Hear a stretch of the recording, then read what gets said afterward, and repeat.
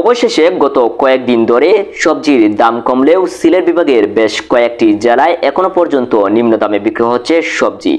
জানা গিয়েছে কমলগঞ্জ এলাকার মুন্সিবাজারে এখনো নিম্ন দামেই বিক্রি হচ্ছে সবজি। বিস্তারিত ভিডিওর মাধ্যমে গত কয়েকদিনে সিলেট বিভাগের বেশ কয়েকটি জেলায় সবজির দাম কমলেও নিম্ন দামে বিক্রয় হচ্ছে সবজি।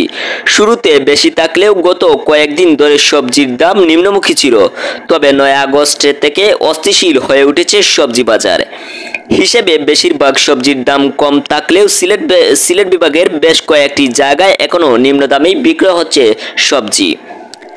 আজ রবিবার 11 আগস্ট বিকাল 4টার সময় সিলেট বিভাগের বেশ কয়েকটি জেলায় ঘুরে দেখা গিয়েছে সবজির দাম কমলেও এখনো অনেক জায়গায় নিম্ন দামেই বিক্রয় হচ্ছে সবজি।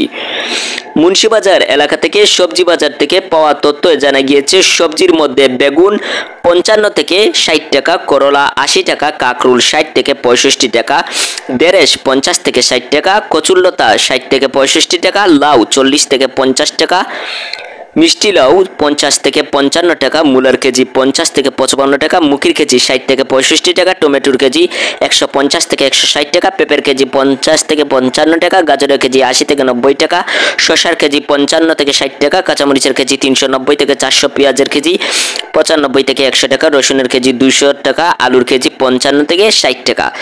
তবে বাজার ব্যবসায়ীদের সাথে কথা বলে জানা গিয়েছে সবজির দাম কমার সম্ভাবনা রয়েছে অনেকটা। এ ছিল আজকের সর্বশেষ আপডেট নিয়ে সাথে ছিলাম আমি মোহাম্মদ মারুফ, SMTV news, desk report, Munshibazar.